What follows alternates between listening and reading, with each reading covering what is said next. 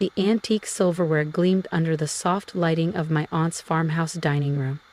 My cousin Brielle lifted her champagne glass and tapped it with a butter knife. "Everyone, some news," she announced, her voice honeyed and expectant.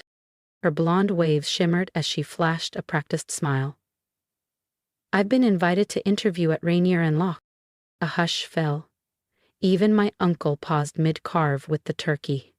Rainier Locke? The most prestigious financial firm in the Pacific Northwest? Brielle nodded proudly. "Vice President of Strategy. They reached out to me directly." Of course they did.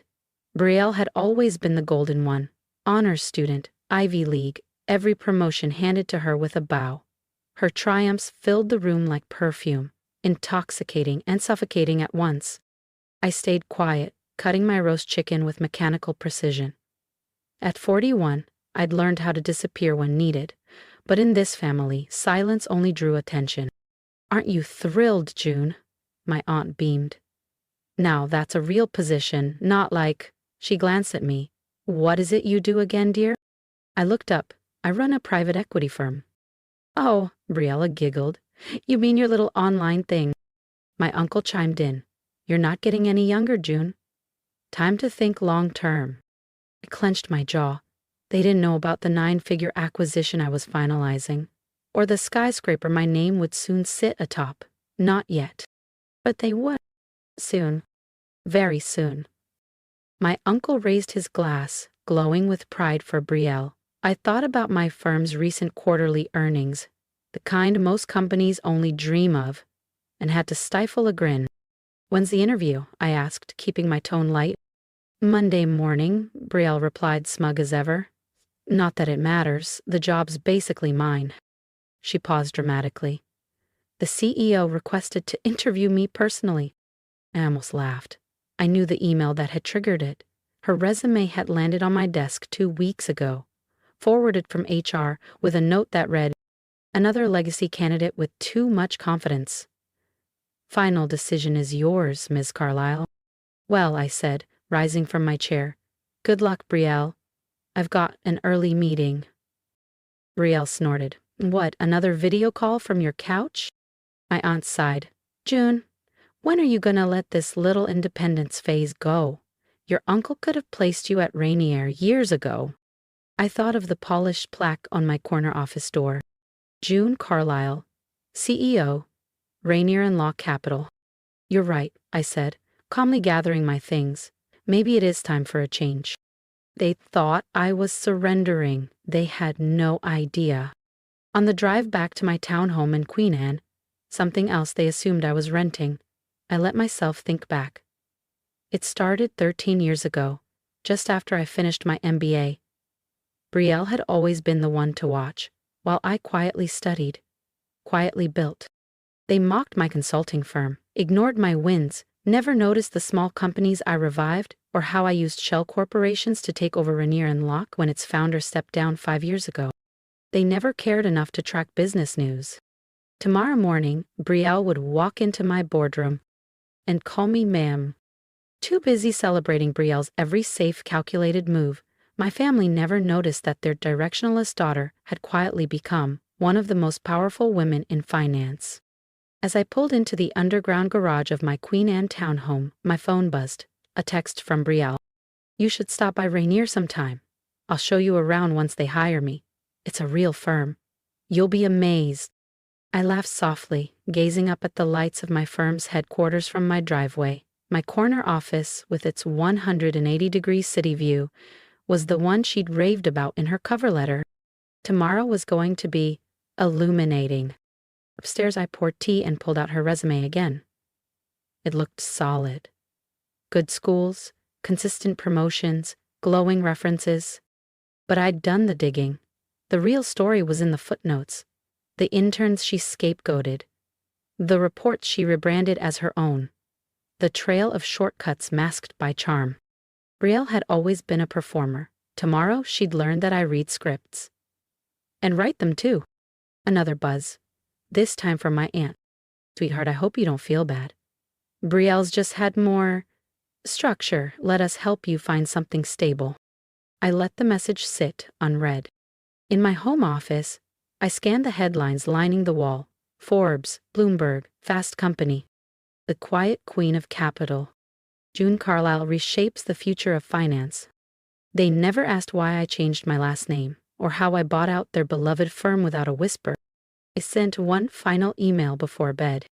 Please schedule Miss Brielle Langston's interview for 9 a.m. clockwise a.m. my office. Let her wait 30 minutes before being called in. A small, theatrical touch. Earned. Tomorrow, my family would finally see who I became when they stopped watching. If you've ever been underestimated by the ones who should have known you best, subscribe to the channel and stay with me, because what happens when Brielle walks into my office next is something you won't want to miss. Through the glass walls of my office, the city skyline shimmered beneath a soft spring haze. My navy blazer was perfectly tailored, my heels echoing with quiet authority across the polished concrete as I stepped out of the elevator. "Good morning, Miss Carlyle," my executive assistant Priya greeted me with a faint, knowing smile. "Your 9 o'clock arrived early." "How early?" I asked, checking the time on my watch. 8:45, Mim. She's been in the lobby for 20 minutes, claims she was personally requested by the CEO. I set my leather briefcase on the desk and slipped out of my coat. "Let her wait another 10. How's she doing?" Priya chuckled. "She's demanded oat milk lattes, name-dropped half the executive board, and told the front desk you were her confused cousin who still thinks consulting is a career." I grinned. "Has she noticed the magazine covers yet?" "She hasn't looked up once," Priya said. "Too busy, performing." Classic Brielle. So focused on branding herself, she never noticed whose brand actually runs the place. The press coverage lining the lobby wall? All featuring me. My face, my story, my quiet climb. She patted her resume too, Priya added, laying a folder on my desk. I ran a full audit. Fluffed numbers, inflated roles. And that marketing award she brags about, it was your team's. I nodded, unsurprised. Like that science fair project she won in '05? The one I built while she was doing choreography? Priya laughed. Exactly. "Send her up at 9 sharp, I said. "And Priya, make sure security records the lobby feed. I'd like to archive this for personal viewing." At precisely 9 o'clock IMI, my desk phone buzzed. "Miss Langston is here for her interview." "Send her in." The door opened. Brielle strutted in confidently until she saw me behind the CEO's desk. The color drained from her face.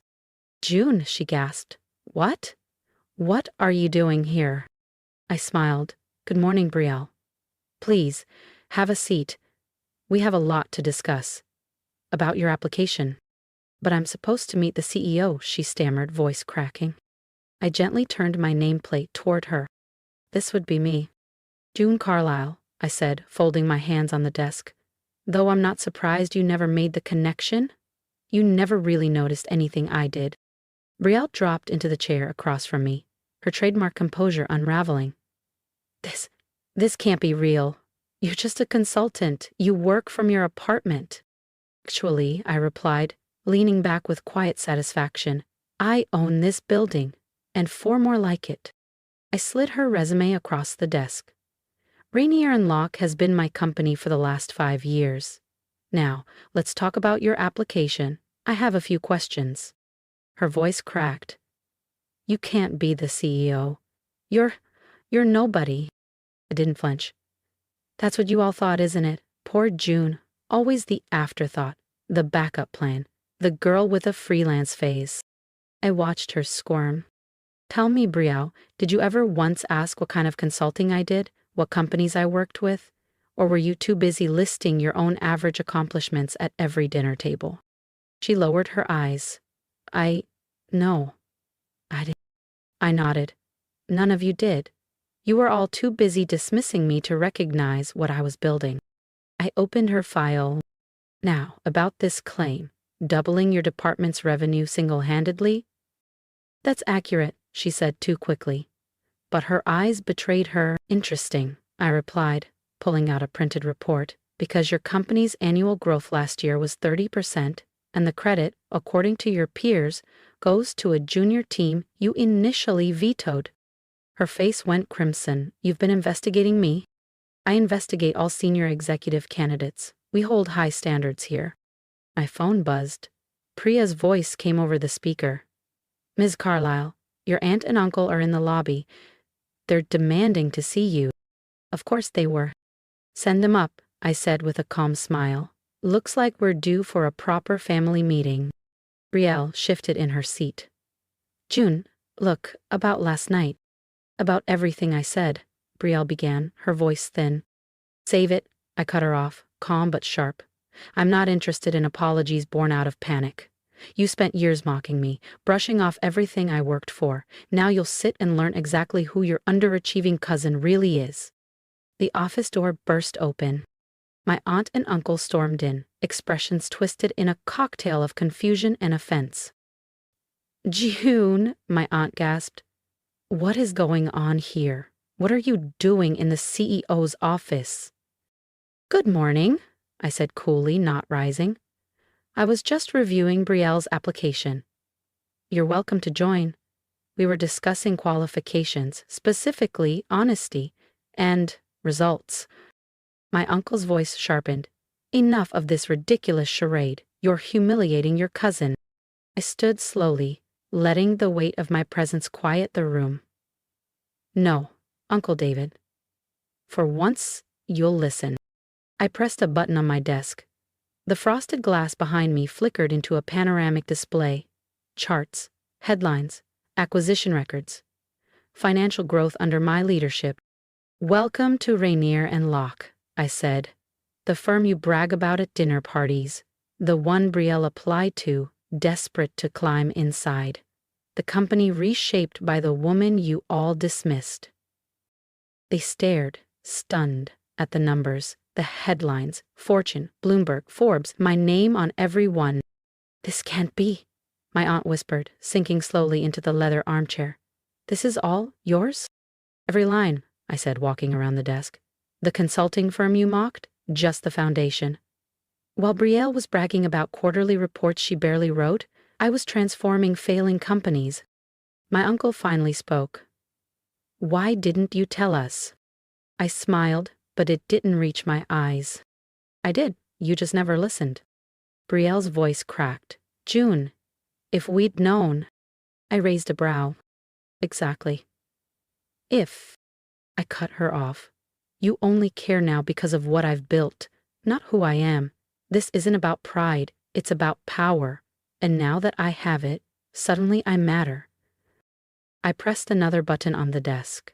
The screen behind me shifted again. Security footage from last night's dinner. Brielle's voice rang out, clear and smug. She can't even get a real job. Stop, Brielle whispered, her face burning. We get it. Do you? I turned to her, sharp now. Because I've been watching you stitch your career together from half-truths and stolen credit. I've spoken with your former managers, your so-called mentors. I know how you got where you are. My aunt stood, adjusting her silk scarf nervously. June, surely we can find a solution. We're family after all. I picked up Brielle's resume.